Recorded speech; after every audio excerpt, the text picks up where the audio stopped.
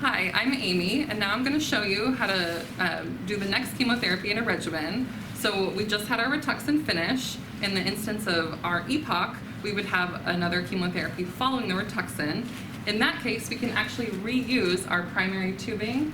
Since we've flushed after the Rituxan, there's no Rituxan in that line anymore, just the carrier fluid. So I'm going to show you how to take the Rituxan down and put up the next drug in the regimen with the EquiShield device still in place. Now, if we were doing a new chemotherapy with, hours later or what have you, I have my primary fluid and primary chemotherapy tubing that I would reset up just like you normally prime. So we're going to pretend that we're moving right along to the EPOC part of our regimen. Rituxan is done. So I am going to take my next chemotherapy out of my bag. I'm going to leave it on my spill pad so I still have my chemo bag available. And I'm going to go ahead and take the Rituxan off the pump. I always like to make sure that it's clamped.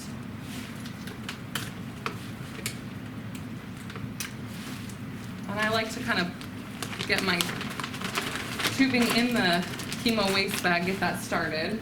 Now with the EquiShield device, it's a dry disconnect, so there should not be any fluid or anything once I disconnect here. I'm going to push down on this tab and pull straight off, and then this will go in my chemotherapy waste bag. And now my line is all ready to hook up my next chemotherapy. So I have that here. It's pre-primed from pharmacy with my EquiShield device already intact. So what I'm going to do is hang this up. And my point of connection is below waist level. So I'm going to alcohol swab here before I connect.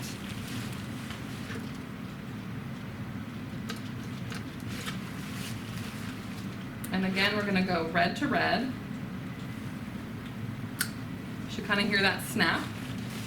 And then I can go ahead and put my tubing in my pump.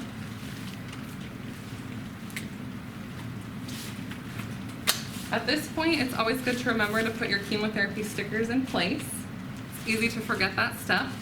We want to put one above the pump on your chemotherapy line, one above the pump on the flush line, and then one right at the end of the line before the patient here.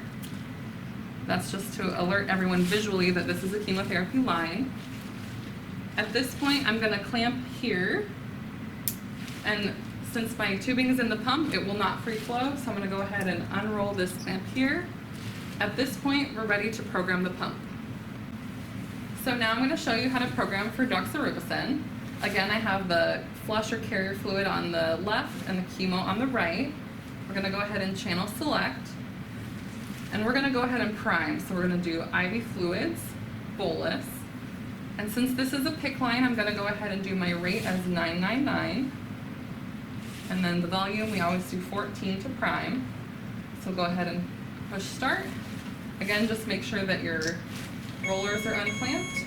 We've got some air in our line. Let's do a little troubleshoot here. I'm going to clamp below the pump. Let's see what's happening here. I think the best way is to just back prime from our saline. So we can do just what we did with the Rituxan. We'll want to unclamp this.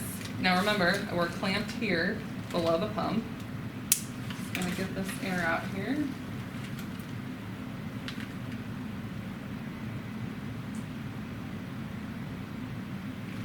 All right. Go ahead and put my tubing back on the pump.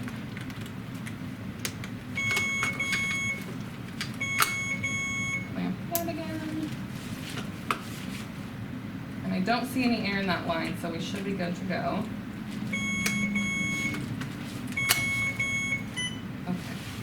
Now I'll unclamp here below the pump and we'll hit restart to finish out that priming.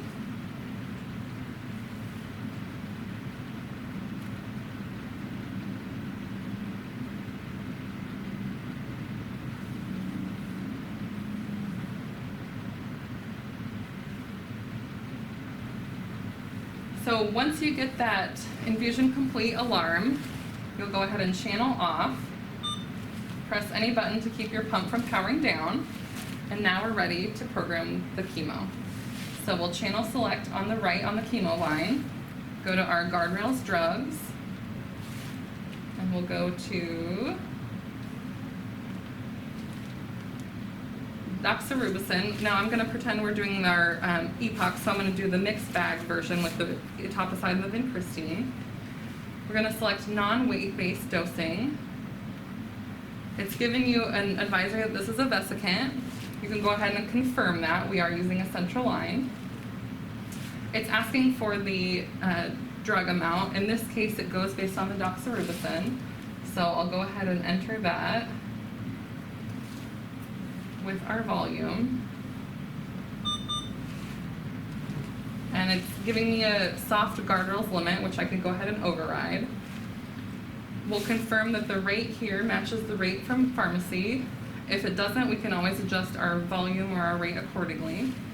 Go ahead and hit start.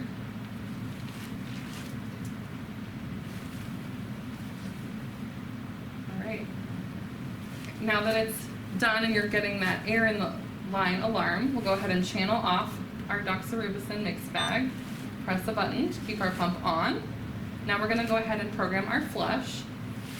So we'll channel select here, guardrails, IV fluids, maintenance. I always like to go, if possible, the rate that the chemo is running. We'll do 25 for our flush volume. Go ahead and hit start, and we're going to make sure that I unclamp here below the pump so that our flush bag is running. Once the flush is completed and you're getting that infusion complete alarm, you can go ahead and channel off your pump and then disconnect your chemotherapy.